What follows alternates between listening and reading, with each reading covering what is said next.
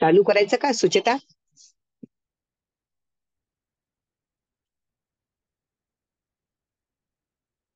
गुरुर्ब्रह्मा गुरुर्विष्णू गुरुर्देवो महेश्वरः गुरु साक्षात परब्रह्म तस्मै श्री गुरवे नमः. मी माझ्या गुरूंना स्मरण करून आजचं विवेचन सुरू करते. आपण आता सध्या गीतेचं महात्म्य ऐकतो आहे. श्लोक आहे 6वा. यत्र गीता विचारश्च पठनं पाठनं श्रुतं तत्राहं निश्चितं पृथ्वी निवसामि सदैव हि. जिकडे गीतेचा विचार, गीतेचे अध्ययन, अध्यापन व श्रवण चालत असते, तेथे हे पृथ्वी मी निश्चयाने निरंतर राहत असतो. गीताशरेऽहं तिष्ठामि गीता मे चोत्तमं गृहं गीता ज्ञानमुपाश्रित्य त्रिलोकान् पालयाम्यहम्. मी गीतेच्या आश्रयाने राहतो.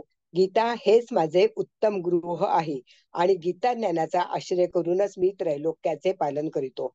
गीता मे परमा विद्या ब्रह्मरूपान संशयः अर्धमात्राक्षरा नित्या स्वानिर्वाच्य पदात्मिका.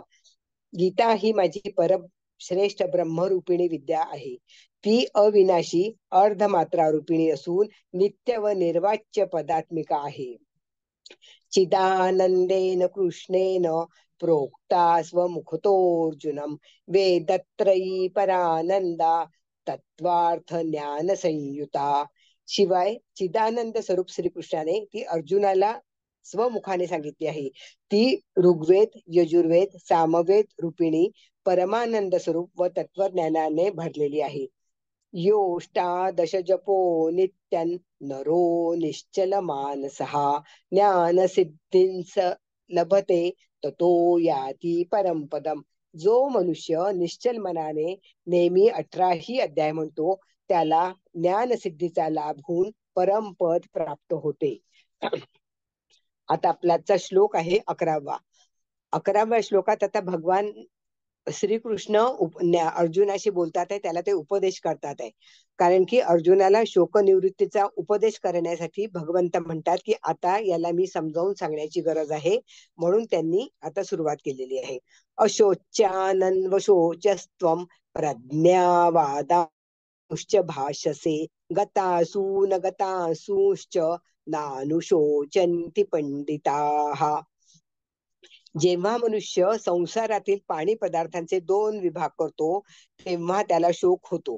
जसे हे माझे आहे ते माझे नाहीत असा जेव्हा तो विचार करतो तेव्हा त्याला शोक होत असतो. तो ज्यांना आपले मानतो, अर्जुन ज्यांना आपले मानतो, त्यांच्या त्याविषयी ममता, कामना, प्रियता आणि आसक्ती होते. म्हणजे कोणी पण, आपण सुद्धा आपल्या जीवनामध्ये तू माझी आहे, हा माझा आहे असं आपण म्हणतो, तेव्हा त्याच्याविषयी विशेषत्वाने आपल्या मनात त्याच्याविषयी ममता, कामना, प्रियता आणि आसक्ती होते. या ममता, कामना इत्यादींनीच शोक, चिंता, भय, उद्वेग, चलबिचल, संताप इत्यादी दोष उत्पन्न होतात. जेव्हा फायदा होतो तेव्हा दोष पण होतो. आपण यांना ममतेने हे केलं की आपल्याला फायदा होतो, आपल्याला समाधान वाटतं आणि मग तो आपण केला. जर त्या कधीही आशेचा अपेक्षा भंग झाला तर आपण काय होतो, दुःखी होतो आणि मग आपल्यामध्ये त्यांच्याविषयी दोष होतो. असा कोणताही दोष अनर्थ नाही की जो ममता, कामना इत्यादी पासून उत्पन्न होत नाही. हा काय आहे, सिद्धांत आहे. गीतेत सर्वप्रथम धृतराष्ट्राने म्हटले की माझ्या आणि पांडूच्या पुत्रांनी युद्धभूमीमध्ये काय केले. जरी पांडव धृतराष्ट्रांना आपल्या पित्यापेक्षाही अधिक आदर दृष्टीने पाहत होते, तरी पण धृतराष्ट्राच्या मनात आपल्या पुत्राविषयी ममता होती.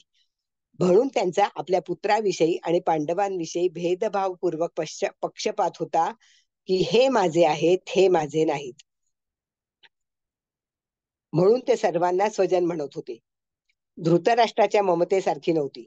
म्हणजे जी ममता धृतराष्ट्रात होती तीच ममता अर्जुनात होती. पण अर्जुनाला सगळेजण प्रेमपूर्वक वाटत होते, पण धृतराष्ट्राला फक्त आपलीच मुलं ममतेसारखी वाटत होते.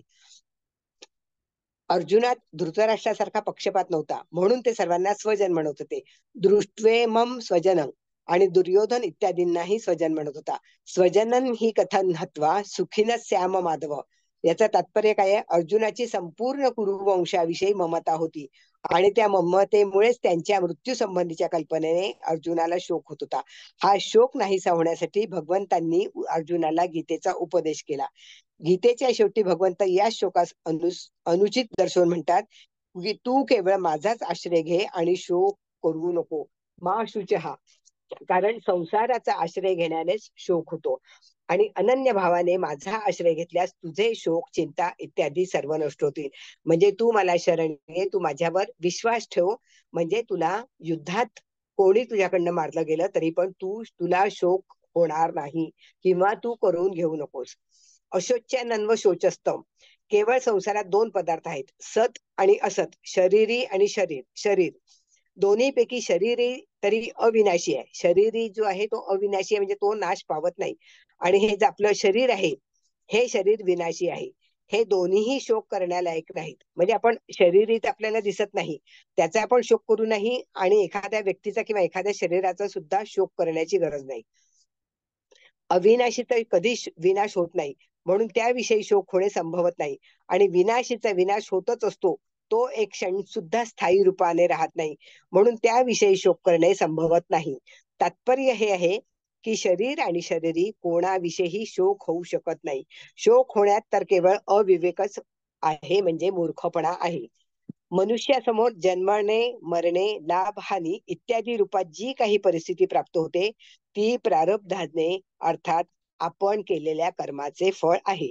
आता प्रत्येकाचा जो जन्म झालेला आहे तर हा प्रारब्धाने झालेला आहे. म्हणजे मागच्या जन्मी आपण कसं वागलोय, चांगलं वागलोय, वाईट वागलोय, गरिबीत वागलो, श्रीमंतीत वागलो, दुष्कृत्य केले, तर त्याचा परिणाम भोगण्यासाठी हा आपला जन्म झालेला आहे. आणि या जन्मी जसे वागू तसा पुढचा जन्म आपल्याला मिळेल. म्हणजे या जन्मी आपण खूप दया दाखवली, चांगलं वागवलं, तर तिथे आपल्याला प्राण्यांचा जन्म झाला तरी पण चांगल्या घरचा कुत्रा, चांगल्या घरची मांजर हा सुद्धा आपला जन्म होऊ शकतो. व्यक्तीचा जन्म चांगल्या कुलात होईल असं नाही. कुठलाही जन्म मिळाला तरी पण तो जन्म आपला चांगलाच मिळेल. म्हणून सगळेजण म्हणतात की नामस्मरण करा, देवधर्माचं करा. ते त्याच्यासाठी सगळे संत लोक आपल्याला सांगत असतात की हा जन्म तुमचा मागच्यामुळे आलाय, ते तुम्हाला माहिती नाहीये, पण याच्या पुढच्या जन्मासाठी तुम्ही चांगल्या कर्माची तरतूद करून ठेवा. मनुष्यासमोर जन्मणे, मरणे, लाभ, हानी हे प्रारब्धाचे आहे. त्या अनुकूल प्रतिकूल परिस्थिती संबंधी शोक करणे, सुखी दुःखी होणे केवळ मूर्खपणाच आहे. कारण परिस्थिती अनुकूल प्राप्त होवो अथवा प्रतिकूल प्राप्त होवो त्याचा आरंभ आणि अंत होतो. अर्थात ती परिस्थिती पूर्वीही नव्हती आणि शेवटीही राहणार नाही. जी काही परिस्थिती झाली आहे ती पूर्वी पण नव्हती आणि आता पण नाहीये. मग आपण चिंतामग्न झालो, शोक केला, तर त्याच्याने काही उपयोग होणार आहे का? भगवंत म्हणतात की ती परिस्थिती स्थायी राहत नाही, म्हणजे ती निरंतर राहत नाही. जर स्थायी असती तर ती नाहीशी कशी होते?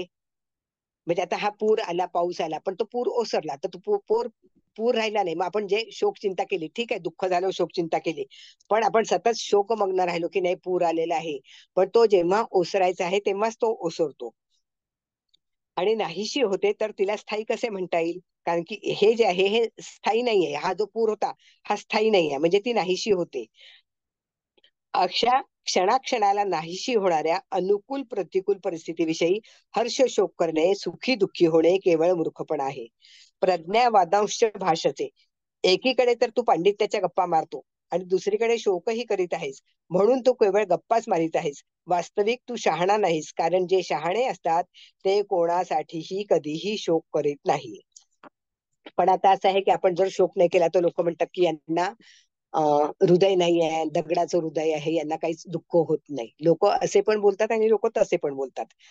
कुलाचा नाश झाल्याने कुलधर्म नष्ट होतील, धर्म नष्ट झाल्यास स्त्रिया दूषित होतील, त्या कारणाने वर्णसंकर उत्पन्न होईल. तो वर्णसंकर कुलघातकांना आणि त्यांच्या कुलांना नरकात घेऊन जाणारा होईल. श्राद्ध आणि तर्पण न झाल्यामुळे त्यांच्या पितरांचेही पतन होईल. अशा तुझ्या पांडित्याच्या गोष्टीने हे सुद्धा सिद्ध होते की शरीर नाशवान आहे आणि शरीरी अविनाशी आहे. जर शरीरी अविनाशी नसता तर कुलघातकी आणि कुलाच्या नरकात जाण्याचे भय राहत नव्हते. पितरांच्या पतन होण्याची चिंता होत नव्हती. जर तुला कुलाची आणि पितरांची चिंता होत आहे, त्यांच्या पतन होण्याचे भय वाटत आहे, तर यावरून सिद्ध होत आहे की शरीर नाशवान आहे आणि त्यात राहणारा शरीरी म्हणजे आत्मा नित्य आहे. म्हणून शरीरांच्या नष्ट होण्याच्या अनुषंगाने तुझा शोक करणे अयोग्य आहे. गता सून गता सुश्च, सर्वांच्या प्राणांचा वियोग अवश्य भावी आहे. त्यापैकी काहींच्या पिंड प्राणाचा वियोग झालेला आहे आणि काहींचा होणार आहे, म्हणून त्यांच्याविषयी शोक करणे योग्य नाही. तू जो शोक केला आहेस ती तुझी चूक आहे. जे मृत्यू पावले आहेत त्यांच्यासाठी शोक करणे तर फारच मोठी चूक आहे. कारण मृत झालेल्या प्राण्यासाठी शोक करण्याने त्या प्राण्यांना दुःख भोगावे लागते. जसे मृतात्म्यासाठी जे पिंड आणि पाणी दिले जाते ते त्याला परलोकात मिळते, तसेच मृतात्म्यासाठी जे कफ आणि अश्रू गाळतात ते मृतात्म्याला परवश होऊन खावे प्यावे लागते. जे आता जिवंत आहेत त्यांच्यासाठीही शोक करू नये. त्यांचे तर पालन पोषण करावे. आपण म्हणतो ना, म्हातारे आहे आई बाप किंवा कोणी वृद्ध लोक दिसले तर त्यांना मदत करावी. ते जिवंत असतानाच त्यांना त्यांची व्यवस्था ठेवावी. त्यांची काय अवस्था होईल, त्यांचं भरण पोषण कसं होईल, त्यांना कोण सहाय्य करेल याची चिंता करण्यापेक्षा त्यांना त्या चिंता आणि श्लोक करण्यापासून मदत करावी. माझ्या शरीराचे अवयव शिथिल होत आहेत, घशाला कोरड पडत आहे इत्यादी विकार उत्पन्न होणार. शरीराविषयी एक ऐक्यभाव ठेवणे हे मूळ कारण आहे. कारण की शरीराविषयी ऐक्य मानल्याने शरीराचे पालन पोषण करणाऱ्यांविषयी आपलेपणा होतो. जो मदत करतो, जो काळजी घेतो त्यांना आपण आशीर्वाद देतो, त्यांना आपले मानतो. चिंता शोकामुळेच अर्जुनाच्या शरीरात उपयुक्त विकार प्रगट होत होते. म्हणजेच यात भगवंतांनी गतासून आणि अगतासून च्या शोकासच कारण म्हटले आहे. ज्यांचे प्राण गेले आहेत ते गतासून आहेत आणि ज्यांचे प्राण गेलेले नाहीत ते अगतासून आहेत. पिंड आणि पाणी न मिळाल्यास पितरांचे पतन होते, ही अर्जुनाची गतासूनची चिंता आहे. आणि ज्याच्यासाठी आम्ही राज्य भोग सुख इच्छित आहोत तेच प्राणाची आणि धनाची आशा सोडून युद्धासाठी उभे आहेत. ही अर्जुनाची अगतासूनची चिंता आहे. या दोन्ही चिंता शरीराला गृहीत धरून होत आहेत. म्हणून या दोन्ही चिंता धातू रूपाने एकच आहेत. कारण गतासून आणि अगतासून दोन्हीही नाशवंत आहेत. गतासून आणि अगतासून या दोन्हीसाठी कर्तव्य कर्म करणे चिंता होत नाही. गतासूनसाठी श्राद्ध तर्पण करणे, पिंड पाणी देणे हे कर्तव्य आहे आणि अगतासूनसाठी व्यवस्था करणे, उदरनिर्वाहाची व्यवस्था करणे हे कर्तव्य आहे. कर्तव्य चिंतेचा विषय नसतो तर विचाराचा विषय असतो. विचाराने कर्तव्याचा बोध होतो आणि चिंतेने विचार नष्ट होतो. आता हे पाहूया प्रथम. गतासून म्हणजे जे कर्तव्य सांगितले आहे की श्राद्ध तर्पण पिंड पाणी द्यायचे हे कर्तव्य आहे. आणि जे अगतासून आहे, ज्यांना कोणी सांभाळत नाही, त्यांच्या उदरनिर्वाहाची व्यवस्था करणे हे कर्तव्य आहे. कर्तव्य चिंतेचा विषय नसतो तर विचाराचा विषय असतो. म्हणजे तिथे नुसतं डोक्याला हात लावून बसतो आहे, आता या म्हाताऱ्यांना कोण पाहिल, आता याला पोळी भाकरी कोण देईल, तर इथे विचार नाही करायचा. इथे प्रत्यक्ष कृती करायची आहे की मी आता यांना बिस्किट देऊ शकतो का, पाण्याची बाटली आणून देऊ शकतो का. तर इथे कर्तव्याची गोष्ट आहे, त्याला म्हणतात अगतासून. नानुशोचंती पंडित, सत असतचा विवेक करणाऱ्या बुद्धीचे नाव पंडा आहे. ती पंडा ज्याची विकसित आहे, अर्थात ज्यांना सत असतचा स्पष्टपणे विवेक झाला आहे ते पंडित आहेत. आपण म्हणतो ना हे पंडित आहे म्हणजे खूप हुशार आहे, तर त्यांचा विवेक हा जागृत झालेला असतो आणि ते तसे कार्य करतात, म्हणून त्यांना पंडित ही पदवी आपण देत असतो. अशा पंडित लोकांना सत असत पदार्थांविषयी शोक होत नाही. कारण सतला सत समजल्यानेही शोक होत नाही आणि असतला असत समजल्यानेही शोक होत नाही. स्वयं म्हणजे शरीरी सत स्वरूप आहे आणि बदलणारे शरीर असत स्वरूप आहे. असतला सत समजल्याने शोक होतो. अर्थात हे शरीर इत्यादी असेच कायम राहावे, यांचा नाश होऊ नये अशा समजुतीने शोक होतो. सत विषयी कधीही चिंता शोक होत नाही. शरीर आणि शरीरी दोन्हीही अशोच्य आहेत. शरीराचा निरंतर विनाश होतो, म्हणून याच्यासाठी शोक करणे बरोबर नाही. आणि शरीरीचा विनाश कधीच होत नाही, म्हणून त्याच्यासाठीही शोक करणे योग्य नाही. शोक केवळ मूर्खपणाने होतो. शरीराची निरंतर सहज निवृत्ती आहे आणि शरीरी निरंतर सर्वांना प्राप्त आहे. शरीर आणि शरीरीच्या या विभागाला जाणणारे विवेकी मनुष्य मृत अथवा जीवित कोणत्याही प्राणासाठी कधी शोक करीत नाही. त्यांच्या दृष्टीने बदलणाऱ्या शरीराचा विभागच वेगळा असतो. गीतेचा उपदेश शरीर आणि शरीरीच्या भेदाने आरंभ होतो. दुसरे दार्शनिक ग्रंथ तर आत्मा आणि अनात्म्याचे इदंतेने वर्णन करतात. परंतु गीता इदंतेने आत्मा अनात्म्याचे वर्णन न करता सर्वांच्या अनुभवानुसार देह देही शरीर शरीरीचे वर्णन करतात. ही गीतेची विलक्षणता आहे. म्हणजे हे वेगळेपण आहे गीतेचं. साधक आपले कल्याण इच्छितो तर त्याच्यासाठी सर्वप्रथम हे जाणणे आवश्यक आहे की मी कोण आहे. म्हणजे हे देह माझा आहे, पण हा देह म्हणजे मी नाहीये. माझ्यामध्ये आत्मा आहे आणि आत्मा हा निरंतर आहे. फक्त देह हा वेगवेगळे रूप घेत असतो. यच्छ्रेयस्या निश्चितम ब्रूहि तन्मे. देह आणि देहीचा भेद स्वीकार केल्यानेच कल्याण होऊ शकते. जोपर्यंत मी देह आहे हा भाव राहील तोपर्यंत कितीही उपदेश ऐकवीत राहा आणि साधनही करीत राहा, हा कल्याण होणार नाही. ज्यावेळी आपण शरीर आणि शरीरी याचा विचार करतो त्यावेळी ही शरीर आणि शरीरी तसेच असतात, आणि ज्यावेळी विचार करीत नाही त्यावेळी सुद्धा ते तसंच असतात. विचार केल्याने वस्तुस्थितीत तर कोणताही फरक पडत नाही, परंतु साधकाचा मोह समाप्त होतो, त्याचा मनुष्य जन्म सफल होतो. नत्वेवाहं जातु नासन् नत्वन्नेमे जनाधिपः न चैव न भविष्यामः सर्वे वयमतः परम. संसारात दोनच पदार्थ आहेत, शरीरी म्हणजे सत आणि शरीर म्हणजे असत. हे दोन्हीही अशोच्य आहेत. अर्थात शोक शरीरी म्हणजे शरीरात राहणाऱ्या विषयी आणि शरीराविषयी होऊ शकत नाही, कारण शरीरीचा कधी अभावच होत नाही आणि शरीर कधी राहू शकत नाही. शरीरीचा कधी अभाव होऊ शकत नाही म्हणजे भाव राहतो, आणि शरीर कधी राहू शकत नाही. या दोन्हीसाठी पूर्व श्लोकात जे अशोच्यान पद आले आहे त्याच्यामध्ये आपण सगळं समजून घेतलंय. नत्वेवाहं जातु आणि जनाधिपहा इथपर्यंत लोकांच्या दृष्टीत मी जोपर्यंत अवतार घेतला नव्हता तोपर्यंत मी या रूपात सर्वांसमोर प्रगट नव्हतं. म्हणजे तोपर्यंत ते जेव्हा चालू झालं तोपर्यंत ते कृष्ण रूपामध्ये नव्हते, पण जेव्हा युद्ध सुरू झालं आणि त्यांनी श्रीकृष्णांनी जेव्हा अर्जुनाला मदत केली आणि ते सारथी रूपाने झाले आणि जेव्हा त्यांनी भगवद्गीता सांगितली तेव्हा ते कृष्ण रूपात प्रगट झाले. तेव्हा अर्जुन सुद्धा नव्हता. अर्जुन सुद्धा फक्त 5 पांडवांपैकी आहे असंच त्याचं सगळ्यांचं म्हणणं होतं. तसेच या राजांचा सुद्धा जोपर्यंत जन्म झाला नव्हता तोपर्यंत हेही या रूपाने सर्वांसमोर प्रगट नव्हते. परंतु मी, तू आणि हे राज्य लोक या रूपाने प्रगट नसतानाही पूर्वी नव्हते अशी गोष्ट नाही. म्हणजे ते तेव्हाही होते. मी, तू आणि राज्य लोक पूर्वी नव्हते असे नाही आणि पुढे राहणार नाहीत असे नाही. असे म्हणण्याचे तात्पर्य म्हणजे जेव्हा हे शरीर नव्हते तेव्हाही आम्ही सर्व होतो आणि जेव्हा हे शरीर राहणार नाही तेव्हाही आम्ही राहतो. अर्थात ही सर्व शरीरे तर नाशवान आहेत आणि आम्ही सर्व अविनाशी आहोत. ही शरीरे पूर्वी नव्हती आणि पुढे राहणार नाहीत. त्यामुळे शरीरांची अनित्यता सिद्ध झाली आणि आम्ही सर्व पूर्वी होतो आणि पुढे राहणार आहे. यावरून सर्वांच्या स्वरूपाची नित्यता सिद्ध झाली. या दोन गोष्टीवरून हा सिद्धांत सिद्ध होतो की जे आदी आणि अंती असते ते मध्यातही असते, तसेच जे आदी आणि अंती नसते ते मध्यातही नसते. जे आदी आणि अंती नसते ते मध्यात कसे राहत नाही, कारण ते तर आम्हाला दिसते आहे. याचे उत्तर असे आहे की ज्या दृष्टीने अर्थात ज्या मन बुद्धी आणि इंद्रियांनी दृश्याचा अनुभव होत आहे त्या मन बुद्धी इंद्रियांसहित ते दृश्य क्षणाक्षणाला बदलत आहे. ते एक क्षणही स्थायी नाही म्हणजे स्थिर नाही.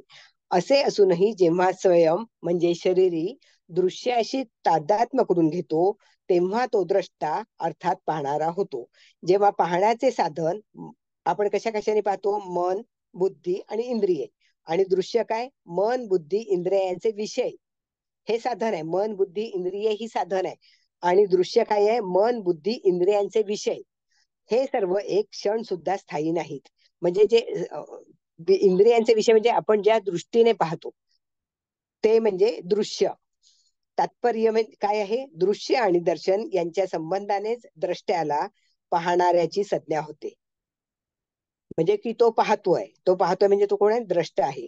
दृश्य आणि दर्शनाचा संबंध न झाल्यास द्रष्ट्याला पाहणाऱ्याची संज्ञा येत नाही. तर त्याचे आधार स्वरूप जे नित्य तत्व आहे ते शिल्लक राहते. त्या नित्य तत्वाला आमच्या सर्वांची उत्पत्ती, स्थिती आणि प्रलयाचा आधार आणि संपूर्ण प्राण्यांचा प्रकाशक म्हणू शकतो. परंतु हे आधार आणि प्रकाशक नाव सुद्धा आधेय आणि प्रकाशाच्या संबंधानेच आहे.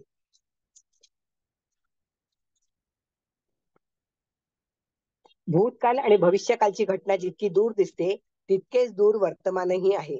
जसे भूत आणि भविष्याशी आपला संबंध नाही, तसेच वर्तमानाशी सुद्धा आपला संबंध नाही.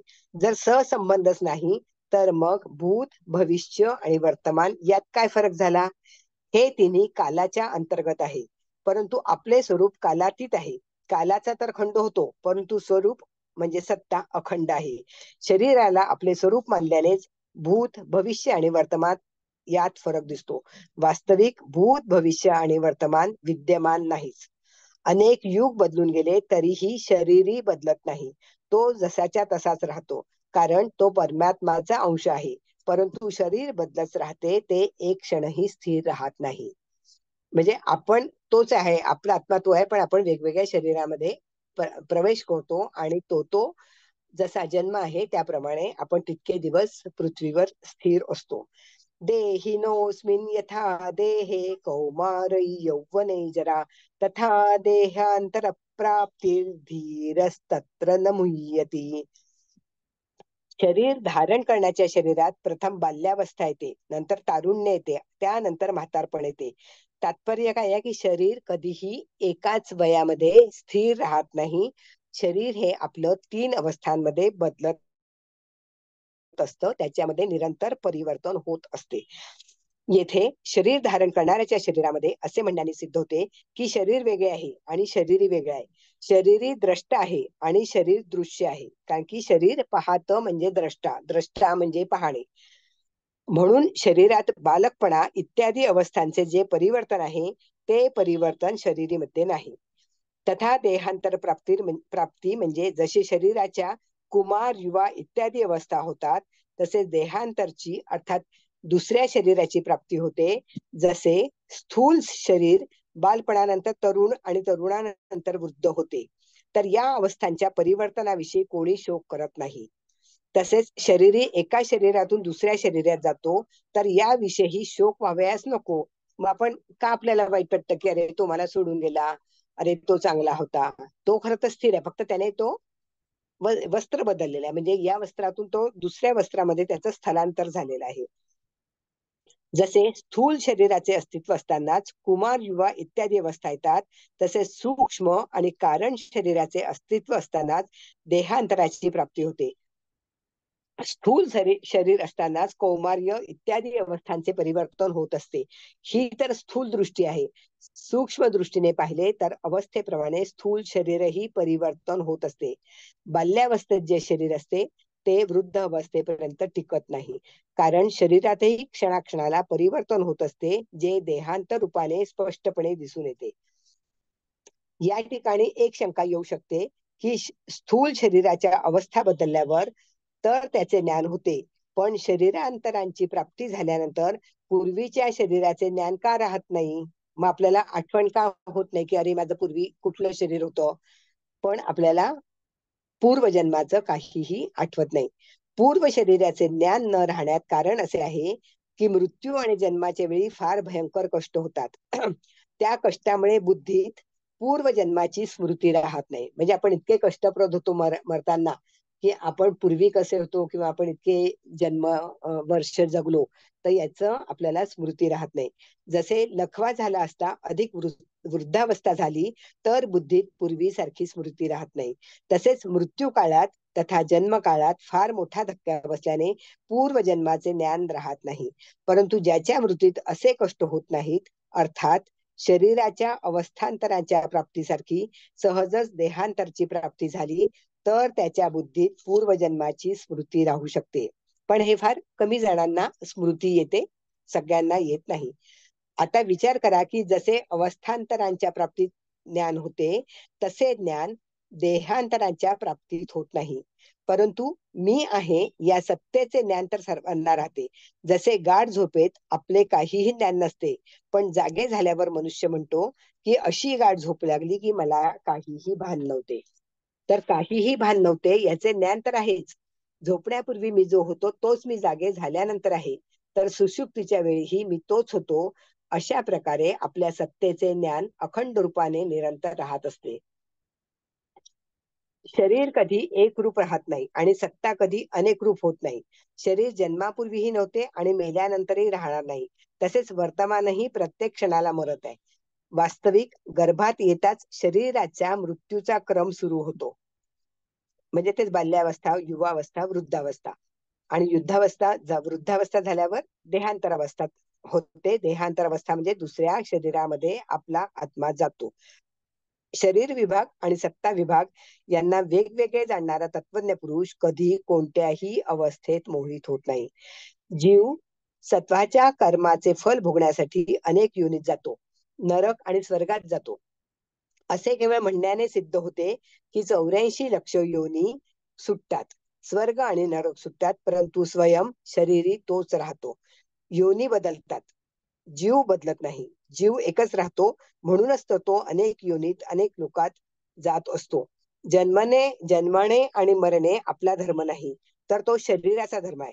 आपले आयुष्य अनादी आणि अनंत आहे, ज्याच्या अंतर्गत अनेक शरीर उत्पन्न होतात आणि मरत राहतात. आपण अनेक वस्त्र बदलत राहतो, परंतु वस्त्र बदलल्याने आपण बदलत नाही, ते जसेच्या तसे राहते. अनित्य वस्तू, शरीर इत्यादींविषयी जो शोक होतो त्याच्या निवृत्तीसाठी भगवंत म्हणतात, मात्रा स्पर्शास्तु कौंतेय शीतोष्ण सुख दुःखदाः आगमापायिनो नित्यांस्तांस्ति तिक्षस्व भारत. कौंतेय म्हणजे हे कुंतीनंदन. हा शब्द 14व्या श्लोकात आहे. आणि भारत म्हणजे हे भरतवंशी अर्जुन. देही आणि देह या दोहोंचेच हे प्रकरण आहे आता या श्लोकामध्ये. मात्रा स्पर्शाचे हे 2 श्लोक कसे आले याचे समाधान असे आहे की जसे 12व्या श्लोकात भगवंतांनी संपूर्ण जीवांच्या नित्य स्वरूपाला दाखवण्यासाठी कोण्या काळात मी नव्हतो असे नाही असे म्हणून आपल्याला त्यांच्या पंक्तीत ठेवले, तसेच शरीर इत्यादी केवळ प्राकृत पदार्थांना अनित्य, विनाशी, परिवर्तनशील दाखवण्यासाठी भगवंतांनी या ठिकाणी मात्रा स्पर्शा असे म्हटले आहे. तू म्हणजे नित्य तत्वाहून देहादी अनित्य वस्तूंना वेगळे दाखवण्यासाठी तू हा शब्द वापरलाय. मात्रा स्पर्शास म्हणजे ज्यांनी माप तोलले जाते, अर्थात ज्याद्वारा ज्ञान होते, म्हणजे इंद्रिये म्हणजेच मात्रा आहे. मात्राशी अर्थात इंद्रिय आणि अंतःकरण यांच्याशी ज्यांचा संयोग होतो त्याचे नाव स्पर्श आहे. आपण परत पाहूया. मात्रा स्पर्शास म्हणजे ज्यांनी माप तोलले जाते. आपण कधी पण काही वजन करायचं असेल, काही पाहायचं असेल तर आपण ते तोलतो. आणि आता आपल्या शरीराला आपल्याला ज्ञान घ्यायचं आहे तर आपल्याला हे कशाच्या तरी मार्फतच घ्यावं लागेल. तर ज्याद्वारे ज्ञान होते म्हणजे ज्ञानाचं साधन काय आहे? इंद्रिय आहे. आणि अंतःकरणाचं नाव आहे मात्रा. आता मात्राशी अर्थात इंद्रिय आणि अंतःकरण यांच्याशी ज्यांचा संयोग होतो त्याचे नाव स्पर्श आहे. मात्रा स्पर्शास्तु कौंतेय म्हणजे ते म्हणतात हे कुंतीनंदन, मात्रा आणि स्पर्शामुळे जी इंद्रिय आपल्याला मदत करतात आहे ती मात्रा आहेत आणि त्या मात्रा आणि इंद्रियांशी संबंध झाला. अंतःकरण जिथे संयोग पावले तिथे स्पर्श होतो आणि म्हणून इंद्रिय आणि अंतःकरणाने ज्याचे ज्ञान होते असे सृष्टीचे सर्व पदार्थ मात्रा स्पर्शास आहेत. मात्रा स्पर्शास पदाने केवळ पदार्थाशी संबंध घेतला तर त्या संबंधाला आगमापायीनस म्हणजे येणारा जाणारा म्हणू शकत नव्हतो.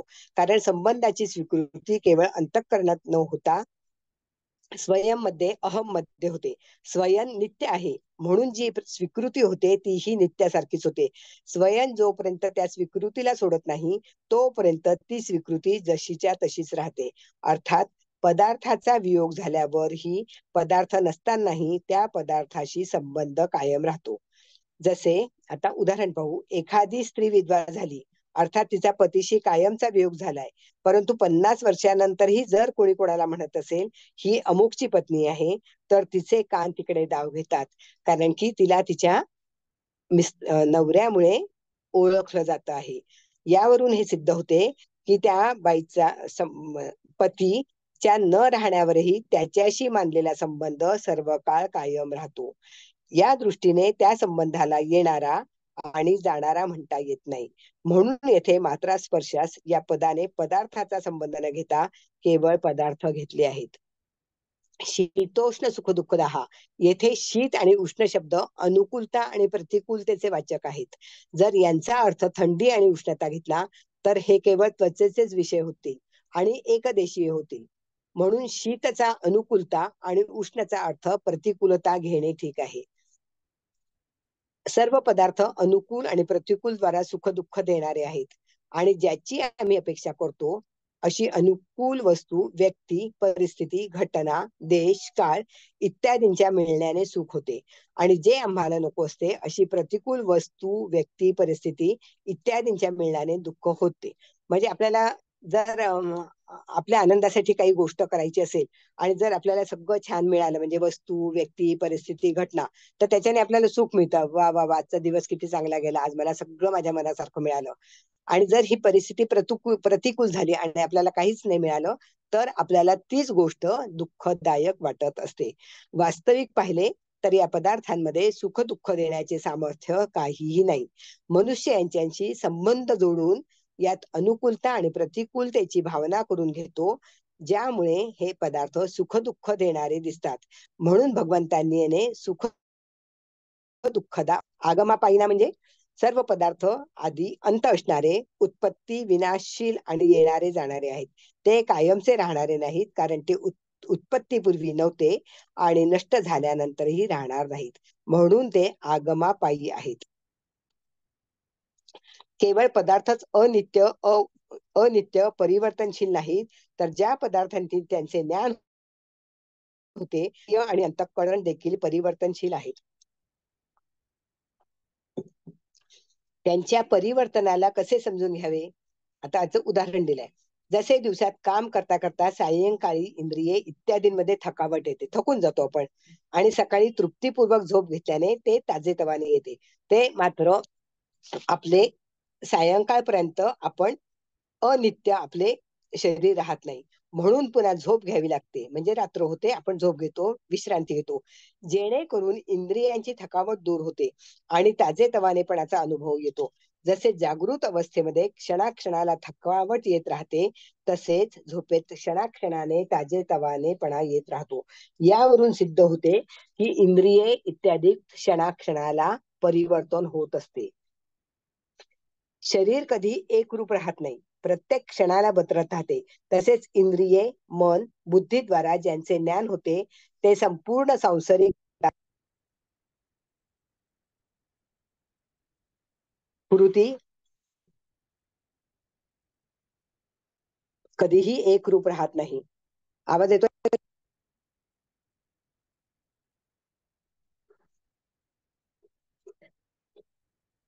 ज्या पदार्थाची आपण इच्छा करत नाही त्यांच्या वियोगाने सुख होते आणि संयोगाने दुःख होते. पदार्थ सुद्धा येणारे जाणारे असतात, परंतु स्वयं सदा आहे तसा राहणारा निर्विकार आणि नित्य आहे. म्हणून त्यांनी तसेच राहावे. अर्थात त्यांचा संयोग वियोग झाल्यास सुखी दुःखी होऊ नये, तर निर्विकार राहावे. सुख आणि दुःख दोन्ही वेगवेगळे होतात, परंतु त्यांना पाहणारा एकच असतो आणि त्या दोन्हीहून वेगळा असतो. परिवर्तनशीलला पाहिल्याने स्वयंचा म्हणजे स्वरूपाचा, अपरिवर्तनशीलतेचा म्हणजे निर्विकारतेचा अनुभव आपोआप होतो. स्वयं यात आधी अंत आणि मध्य नाहीच.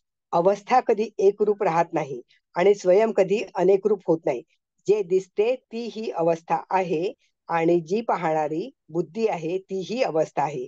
जाणण्यात येणारी ही अवस्था आहे आणि जाणणारही अवस्था आहे. स्वयं यात दिसणारेही नाही, पाहणाराही नाही, जाणण्यात येणारेही नाही आणि जाणणाराही नाही.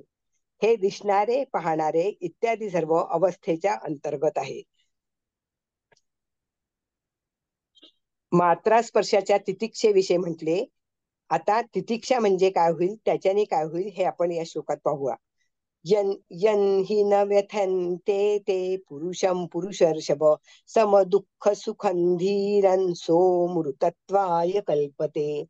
ही मनुष्य योनी सुखदुःख भोगण्यासाठी मिळाली नाही, तर सुखदुःखाहून उन्नत होऊन महान आनंद आणि परम शांतीच्या प्राप्तीसाठी मिळाली आहे. तो आनंद, ती सुख शांती प्राप्ती झाली असता आणखी काही प्राप्त करणे शिल्लक राहत नाही. जर अनुकूल वस्तू, व्यक्ती, परिस्थिती इत्यादींच्या होण्याने अथवा त्यांच्या शक्यतेने आम्ही सुखी झालो, अर्थात आमच्या अंतःकरणात अनुकूल वस्तू, व्यक्ती इत्यादी प्राप्त करण्याची कामना, लोलुपता असेल, तर आम्ही अनुकूलतेचा सदुपयोग करू शकणार नाही. अनुकूलतेचा सदुपयोग करण्याचे सामर्थ्य, शक्ती आम्हाला प्राप्त होऊ शकणार नाही. कारण की अनुकूलतेचा सदुपयोग करण्याची शक्ती अनुकूलतेच्या भोगामध्ये खर्च होईल, ज्यामुळे अनुकूलतेचा सदुपयोग होणार नाही, किंतु भोगच होईल. म्हणजे एखादी वस्तू मिळाली आणि आपण खुश झालो, तर आपण परत प्रयत्न करतो का ती वस्तू अजून चांगली कशी होईल, त्याच्यामध्ये प्रगती कशी होईल, तर तिथे आपण प्रयत्न करत नाही. आपल्याला समाधान मिळतं की ही वस्तू, ही व्यक्ती अशी झाली आहे किंवा ही वस्तू मला प्राप्त झाली आहे. याच 2 रीतीने मिनिट राहिले. प्रतिकूल वस्तू 2 मिनिट राहिले. हा बरोबर. अशा प्रकारे जर आम्ही सुखदुःखाचा उपभोग न करता त्यांचा सदुपयोग करू, तर आम्ही सुखदुःखाच्या पलीकडे जाऊ आणि महान आनंदाचा अनुभव करू. स्वरूप सत्तारूप आहे. सत्तेत कोणतीही व्यथा नाही. शरीरात आपली स्थिती मानल्यामुळेच व्यथा होते. म्हणून शरीरात आपली स्थिती मानून कोणताही मनुष्य व्यथारहित होऊ शकत नाही. व्यथारहित होण्याचे तात्पर्य हे आहे की प्रिय प्राप्त झाल्यास हर्षित न होणे आणि अप्रिय प्राप्त झाल्यास उद्विग्न न होणे. व्यथारहित झाल्यास मनुष्याची बुद्धी स्थिर होते. स्थिर बुद्धीर सम्मूढः. सुखदायक आणि दुःखदायक परिस्थितीने सुखी दुःखी होणे हेच व्यथित होणे आहे. सुखी दुःखी होणे सुख दुःखाचा भोग आहे. भोगी व्यक्ती कधी सुखी राहू शकत नाही. साधकाने सुख दुःखाचा भोग घेऊ नये, तर सुख दुःखाचा सदुपयोग करावा. सुखदायक दुःखदायक परिस्थितीमध्ये प्राप्त होणे प्रारब्ध आहे आणि त्या परिस्थितीत साधन सामुग्री मानून त्याचा सदुपयोग करणे वास्तविक पुरुषार्थ आहे.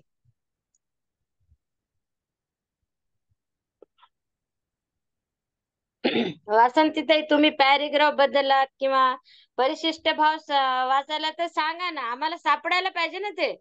तुम्ही पॅरेग्राफ बदलल्यावर काहीच सांगत नाही. पॅरेग्राफ बदलला आम्हाला सापडतच नाहीये ते. म्हणून आम्ही सांगतो की वाचून ठेवा. म्हणून काल भाव आम्ही वाचायला- नाही काल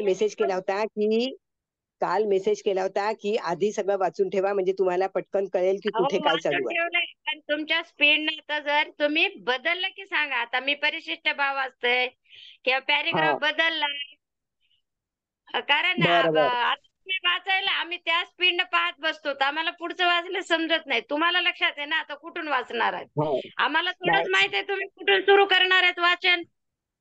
नाही त्या श्लोकामधनच वाचतोय आपण. आपले 11 ते हो, 15 त्या होते तेवढे. श्लोकामध्येच वाचता हो. एक मिनिट ऐका माझं, मला काय म्हणायचंय. तुम्ही त्या हा श्लोकात वाचला त्याच्याबद्दल शंका नाहीये, पण तुम्ही हा पॅरेग्राफ बदलून वाचला,